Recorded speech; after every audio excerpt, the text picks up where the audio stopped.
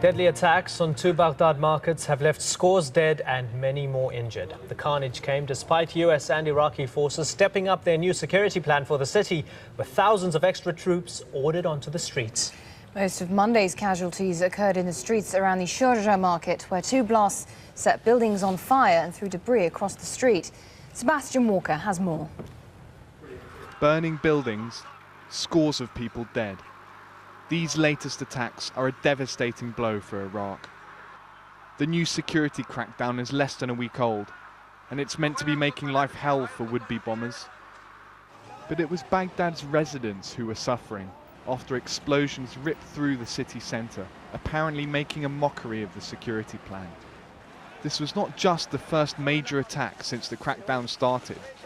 The blasts also seem to have been effortlessly timed.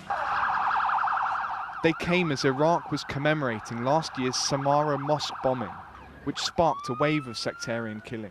In fact, one bomb exploded just as Prime Minister Nouri al-Maliki told reporters of his hopes that Iraqis can unite against violence. I have all hopes that the Iraqi people will join hands with the security and military forces to make the new plan a success. That this can happen in Baghdad, even as Iraqi and US forces ramp up security there, is a worrying sign for residents of the capital. And as the death toll mounted, hopes were fading that the new plan could have an immediate impact on improving people's lives. Sebastian Walker, Al Jazeera. Saddam Hussein's vice president has been sentenced to death by hanging after an appeals court ruled his previous life sentence was too lenient. Taha Yassin Ramadan was found guilty of murder, forced deportation and torture in the Dujail trial, which led to Saddam being hanged last December. Ramadan would be the fourth member of the former regime to face capital punishment for the killing of 148 Shias after an attempt on Saddam's life in 1982. In Japan, there's been what's described as a small explosion near a US military base south of Tokyo. The Pentagon has confirmed the blast at the Camp Zama army base, but no injuries have been reported. It's unclear what caused the explosion. Iran's President Mahmoud Ahmadinejad has rejected US accusations that his country has been feeding the violence against American troops in Iraq by providing Shia fighters with weapons and equipment. A spokesman for the Iranian Foreign Ministry told reporters that the White House has fabricated evidence before. His remarks echoed comments made by Democratic senators in the US who cited reports released before the Iraq War, claiming Saddam was developing weapons of mass destruction. What has been brought forward and shown are very weak documents that even the Americans themselves do not believe in and do not accept. As for Iraq, the Americans have great skill in forging documents and also designing and executing fabricated events. Please remember the attack against Iraq. The plans the Americans made and the claims they made were not proven anywhere or by anyone. And whatever the weapons inspectors reported at the time, they did not find any proof to prove the claims, no matter how hard they searched. Meanwhile, the European Union says it's ready to impose UN sanctions on Iran over its refusal to stop its nuclear program. EU foreign ministers meeting in Brussels said the sanctions will follow measures laid out in a UN resolution adopted in December. They include a travel ban on Iranian nuclear officials and freezing the assets of selected Iranian companies and individuals. But EU Foreign Policy Chief Javier Solana, who met Iran's top nuclear negotiator Ali Larijani on Sunday, said fresh talks could also be on the table. Palestinian leaders are now turning their attention to the task of making last week's agreement in Mecca a reality. Prime Minister Ismail Haniyeh has arrived back in Gaza and he's expected to outline how the plan will work in an address in Gaza on the half hour. We'll be going live to hear what he has to say. Well, at the same time, President Mahmoud Abbas is in Jordan meeting King Abdullah for talks on the forming of a new Palestinian unity government. Well, our correspondent in Gaza, Noor Ode, is with us. Noor, what can we expect him to say? Well, Prime Minister Ismail Haniyeh will be addressing the nation after the signing of the Mecca agreement. He will probably be talking about his priorities and his vision for this new unity government that he will be heading. This is the first unity government of its kind that the Palestinian Authority has seen since it was formed.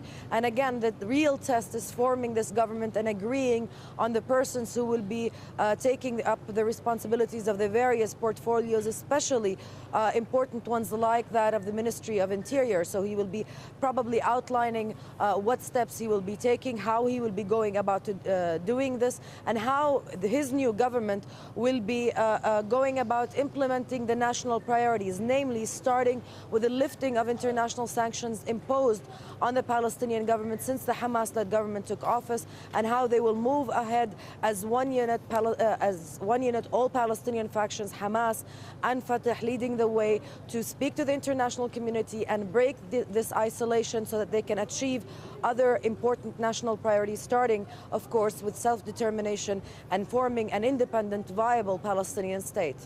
Noor, when will the Mecca Agreement actually come into effect? Well, the Mecca Agreement was in effect immediately. Now what we will be waiting for is to see when the Prime Minister will submit his resignation, which is the constitutional step necessary for him to be given the new letter of designation by the President to form this government of national unity that was agreed upon in Mecca. And after that, he will have 3 to 5 weeks to set up that government. And when that government is set up, when all the names have been agreed upon, the Parliament, the Palestinian Legislative Council, will have to meet within a 1-week time frame to give that government a vote of confidence, and then it will be constitutionally the government, the cabinet of President Mahmoud Abbas. It will be representing the Palestinian people and leading the way in achieving what has been agreed upon to be the national priorities. Noor Oda there in Gaza, thank you. To Europe now, where a key member of Germany's most notorious gang is to be freed on parole after 24 years in prison for kidnapping and murder. Brigitte Monhaupt was part of the Red Army faction, or Baader-Meinhof gang, whose kidnapping and killing spree shook West Germany in the 1970s. The decision to free her has been condemned by relatives of her victims. Talal Azhar reports. This is Brigitte Monhaupt, a former leader of the Baader-Meinhof gang. She was once described as one of the most evil and dangerous women in Germany. But a German court has now granted her an early release. This is a decision in accordance with the law for serving prison sentences, and not a decision out of mercy. The Senate does not see any reason for a continuing danger coming from the prisoner. Bearing in mind the safety of the public, we can approve of the release on probation. All relevant legal requirements are fulfilled. She'll be freed on probation in March after serving just 24 years of 5 life sentences. She was arrested in 1982 and convicted of involvement in 9 murders. Her victims included leading banker Jürgen Ponto and prominent industrialist Hans-Martin Schleyer. He was kidnapped as part of a plot to blackmail the German government into releasing members of the Baader-Meinhof gang. I've been held in terrorist captivity for more than 5 weeks, because for years I've been actively and publicly engaged in this country's free and democratic order. The group, also known as the Red Army faction, was behind a campaign of terror. They targeted members of the West German capitalist elite and US military personnel. In total, they killed 34 people and injured hundreds of others. Monhaupt is one of only 4 former members of the terror group still behind bars. Another prominent Red Army prisoner, Christian Klar, is currently seeking early release.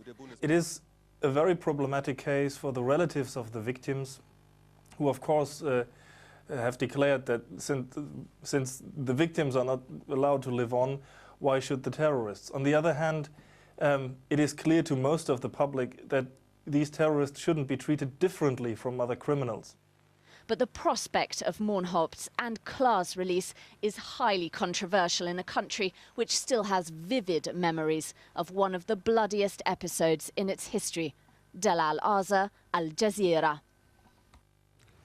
Spain's Supreme Court is deciding whether to free a member of the Basque separatist group, ETA, who's on hunger strike.